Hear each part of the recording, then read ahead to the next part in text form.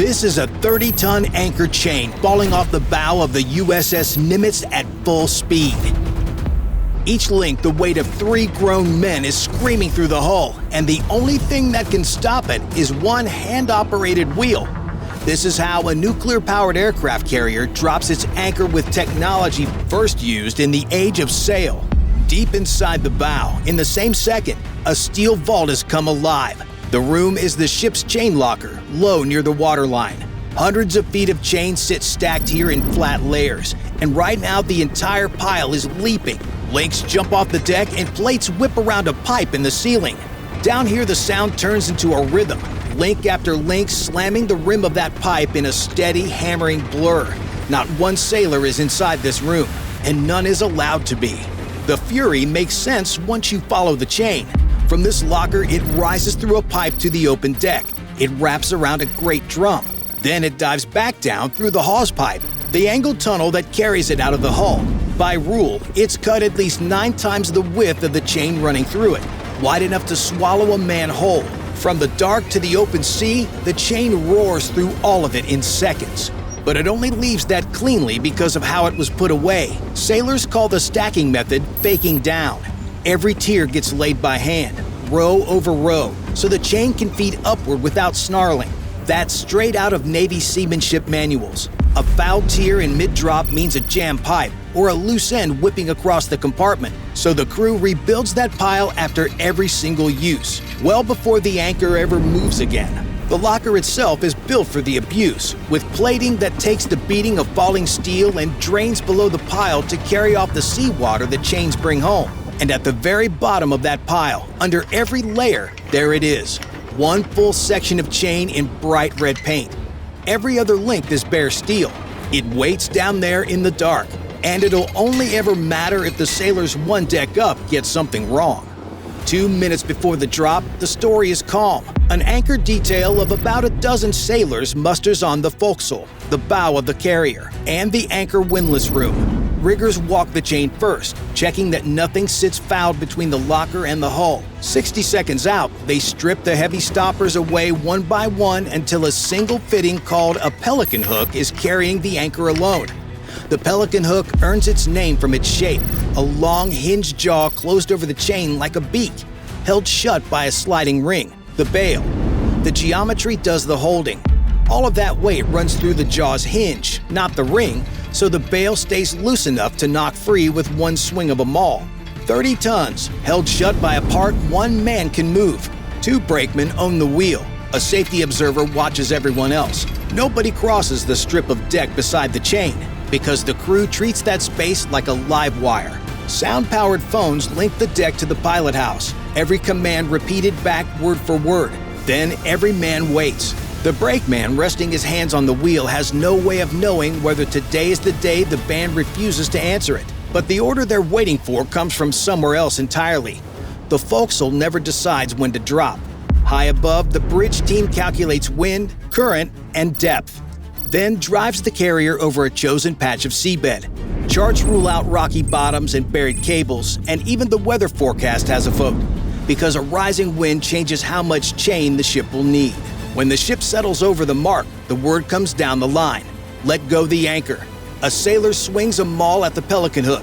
It snaps open and the deck erupts. Chain explodes up out of the ship, over a spinning drum, and out through the hull into the sea. Rust bursts off every link as it clears the deck. The thunder lands in your chest before it reaches your ears. And through all of it, the brakemen never look at the chain. They watch the wheel, because everything now leaving the ship will eventually answer to it. At the center of all that chaos sits a wheel, a blur the eye can barely track. Each link falls onto a pocket on the drum, seats for a heartbeat, and is gone. The pockets catch and release without pause. The assembly shudders with every strike. This is the Wildcat. Its surface is machined into ridges that swallow the links of this specific chain, the way a sprocket fits only its own bicycle. Each sprocket is called a whelp, and the fit is anything but casual. Links come through alternating, one lying flat, the next standing upright, and the whelps are cast to receive them in exactly that order. The spacing has to match this chain's link pitch to a fine tolerance. A Wildcat that no longer fits its chain does more than wear badly. At speed, the links start jumping the pockets, and a chain skipping across its own wheel is how crews lose control of a payout. The whelps round off under years of impacts too, so the wheel gets gauged during the same inspections as the links.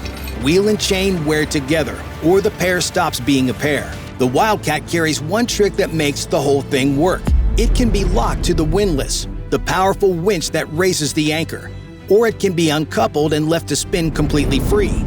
The windlass itself is buried below deck, an electric hydraulic plant driving a vertical shaft, with reduction gearing between the motor and the wheel. The gears trade speed for pull.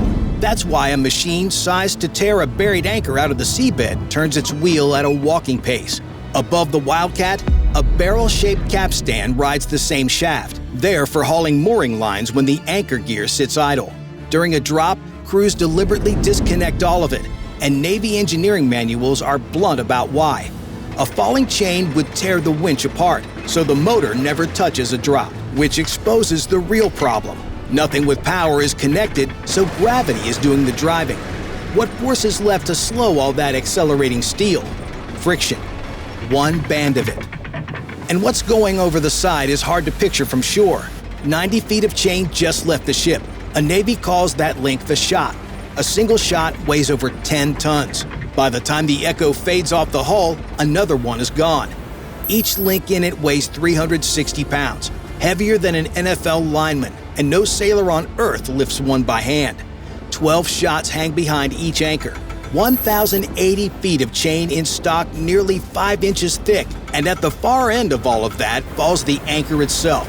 60,000 pounds of steel shaped into a shank and 2 flukes. A Nimitz-class carrier carries 2 of them, plus spare shots stored below. And together, the ground tackle comes to around 183 tons. That's more metal than the largest bulldozer ever built. Every one of those figures is the Navy's own. But the strangest number in all of that is hiding in plain sight. The chain measures 1,080 feet. The carrier it holds runs 1,092. That makes the chain shorter than the ship it anchors. So how can that possibly work? The anchor is 100 feet down, and it will keep because right now every ounce of this hardware is pouring across one spot at the bow. The brakeman leans into the hand wheel and starts to turn. The pitch of the run begins to change. It slows. Smoke curls up from beneath the Wildcat and drifts across the deck. The forecastle goes quiet, and heat shimmers up from below. That was the friction band at work, wrapped around a grooved drum at its base. Every turn of the hand wheel screws that band down tighter against the groove, and the screw thread is the whole trick. One full turn of the wheel moves the band a fraction of an inch, and each link weighs 360 pounds, and no sailor on Earth lifts one by hand. The brakeman gives up speed and gets force, the oldest bargain in machinery. That turn of the wheel just solved an energy problem. The anchor, plus every foot of chain already out of the ship, was accelerating under gravity, and all of it had to go somewhere. If you've ever ridden a truck's brakes down a long mountain grade, you know where it goes, into heat. Except this truck weighs as much as a house, and there's exactly one brake. That lining is a sacrificial part, built to burn a little so nothing else has to. The brakeman feels all of it through the wheel. The handle pushes back against his grip, and the deck hums under his boots. He isn't stopping the chain so much as negotiating with it, and the negotiation has a rhythm. On a long drop, the chain doesn't run out in one breath. It leaves the ship in surges. The chain goes out, the band bites. The drum gets a moment to cool before more follows. Rush it, and the lining cooks. Once it glazes over, it grips like glass. Glazing is what happens when friction material runs hot enough to harden its own surface. The rough surface that gives the band its grip polishes itself smooth, the one thing a brake can never afford to be. And what did all that heat and patience buy? Down on the seabed, the payoff is already lying in the mud. The anchor landed flat in the dark while the chain was still running. Now the ship drifts slowly backward under its own power. The anchor drags, and its 2 flukes bite in and bury themselves. Then the chain settles, and the picture changes completely. Most of the chain isn't hanging at all. It lies flat along the seabed, a road of steel stretching back toward the ship. And then there's the answer to the number that made no sense. It's shorter than the ship because it was never meant to hang. That road is the real anchor. The buried flukes only pin its far end. What actually holds the carrier in place is the weight of the chain lying along the bottom. Over 100 tons of it pressed against the sea floor, and the low angle it creates keeps the flukes dug in. Pull the chain toward vertical and that hold breaks. Deeper water just demands more shots paid out. The Navy's word for that is scope, and the working math runs several feet of chain for every foot of depth. So even a modest anchorage swallows shots by the pair. Too little chain and the anchor drags. Too much and the ship swings a circle wide enough to find trouble. All of it is spelled out in the Naval Institute's Guide to Ground Tackle. The anchor starts the grip, but the chain is the grip, and the bight itself is engineered. Those flukes aren't rigid. This is a stockless anchor, and its whole head pivots at the crown, swinging up to 45 degrees off the shank. Small cast projections called tripping palms catch the seabed as the ship drags, and they lever the flukes downward until both blades knife in. Drop the same anchor on rock and none of that happens, which is one more reason why the bridge vetoes rocky bottoms before the ship ever arrives. The pivoting head costs some raw holding power, and it buys something a warship needs more. With no crossbar in the way, the whole anchor can ride home flush inside the hawse pipe. The chain on the bottom does another quiet job. When a gust shoves the carrier, the ship never snaps against a tight line. It drags a little more chain off the bottom instead, and the load comes on slow, ever all at once. The slack is the shock absorber. Rigid systems break, and this one never gets the chance. That give shows up on the surface, too. The carrier swings in a slow arc around the buried anchor, pushed around by wind and current. Navigators draw that circle on the chart before the drop ever happens. A ship wandering outside the ring means the anchor is dragging, and the whole crew does the whole evolution over again. Every catch like that one was bought in advance. On a schedule, the crew rehearses for the day the catch fails. The band has enemies. Set it too loose, and the chain runs long past its mark, piling wasted shots on the seabed. Clamp down too hard, too fast, and the shock load hunts for the weakest link in the system. Literally. And the band wears even when nothing goes wrong. DNV, the outfit that certifies the world's ships, traced anchor losses and kept finding the same culprits. Worn linings, corroded drums. So the break has limits. The Navy doesn't guess where they are. It tests them, on purpose, with the real anchor. Every test begins gently, under full control. Sailors lower the chain under power first, with the wildcat still engaged, watching for any flaw in the run. Then comes the part that matters. The wildcat is uncoupled, the brake eases off, and the anchor drops clean. The brakeman sets the band, and the chain surges against it and holds, and with just the right amount of give. Then the crew resets and runs it again, deeper this time. The runs climb all the way out to 30 fathoms. That's the drill, straight from a veteran boatswain mate who ran it himself. And that's 180 feet of freefall caught by hand. The deeper runs are the honest ones. More chain out means more falling weight, and the band has to swallow every bit of that energy. A break that passes at 10 fathoms can still fail at 30. Every catch gets measured too. The band is allowed a small, known amount of slip, and a chain that creeps past that limit fails the whole test. So the runs keep going until the numbers say the system is sound. The slow, patient part follows. Sailors inspect the chain the way a climber checks a rope that just caught a fall. They go link by link through the detachable joins between shots and the pins that hold them closed. Those are the chain's only removable parts. A detachable link splits into pieces around a tapered pin.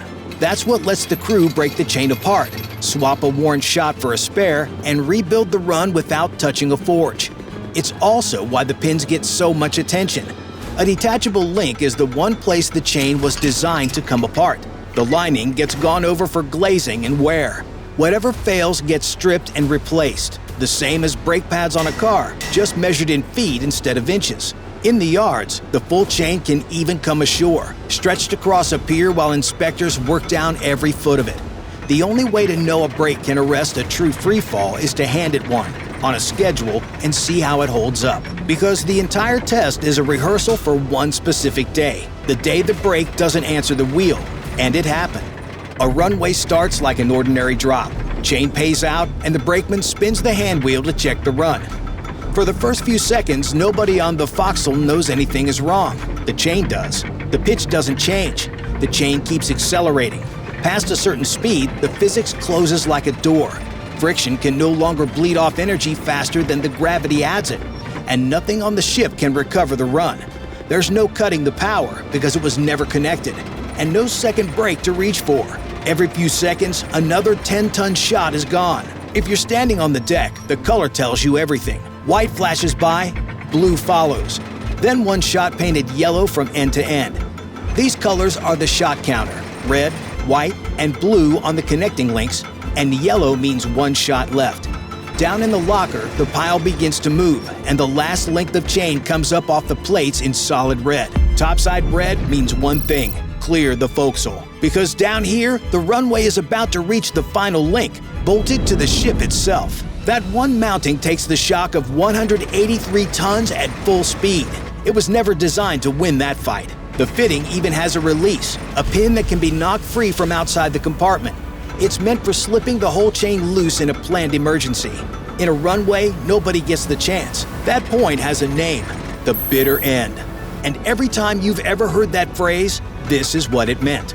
The Nautical Institute keeps files on exactly this: entire assemblies, anchor and all 12 shots ripped free and lost. A carrier without ground tackle can't anchor anywhere, and replacing all of it is shipyard work, not a quick fix at sea. There's a larger truth hiding inside the failure, and the people who write the safety rules say it plainly. This gear can hold a stationary ship against wind and tide, but it can't stop a moving one. Asked to arrest real momentum, the chain simply leaves. Salvage crews sometimes manage to bring it all back up. More often, the sea keeps everything. Aboard the Nimitz, that day never comes. The anchorage ends the ordinary way, with an order from the bridge: weigh anchor. The drop has violence. Recovery is patience. On the forecastle, the Wildcat is locked back onto its shaft, and for the first time, the windlass takes the strain. Run from a compartment below where an electrician has stood watch from start to finish, in case of a power failure, as Navy anchoring procedure spells out. Down there, the gears are doing the honest work. The motor spinning fast and hard, so the wheel above can turn slow and strong. The wheel that spun free now turns with intent, one link pocket at a time. Chain climbs out of the sea. Seawater sheets off the links as they rise toward the hull. Then mud rises with them. The seafloor itself riding the chain aboard, and the smell comes with it. Sailors hose every link clean before it disappears below. The washdown isn't about looks. Mud carried into the locker just rots the pile from the inside out, so the chain goes below clean or it stays on deck. The most powerful warship on Earth, waiting on a glorified garden hose. While the hoses run, the reports move in the Navy's own language. First, the chain goes vertical, and the forecastle calls out anchor at short stay. Then the flukes pull free of the bottom, and the call becomes anchor breaking ground. One last report ends every anchorage. Anchor is up and down. Somewhere below, the anchor is swinging free on its chain, and the real lifting begins. The last few feet are the most delicate of all. Now the anchor has to climb the final stretch of the hawse pipe and seat flush in the hull. The pipe is cut at an angle matched to the anchor's shank, so a stockless anchor never has to be wrestled into position. Hauled straight up, it turns itself and settles. The windlass slows to a creep. A rigger leans over the bow and calls the distance down to inches. Then the flukes thump home against the hull, and the anchor is housed. Now everything runs in reverse. What was uncoupled for the drop is hooked back up for the ride home. The motor that could never touch a falling chain is the only machine that can lift a hanging one. It hauls the anchor and every suspended shot back up at a crawl, reclaiming in slow motion what gravity took in seconds. If you enjoyed this video, then watch this video on why China's new aircraft carrier is something off of Temu. Bye for now.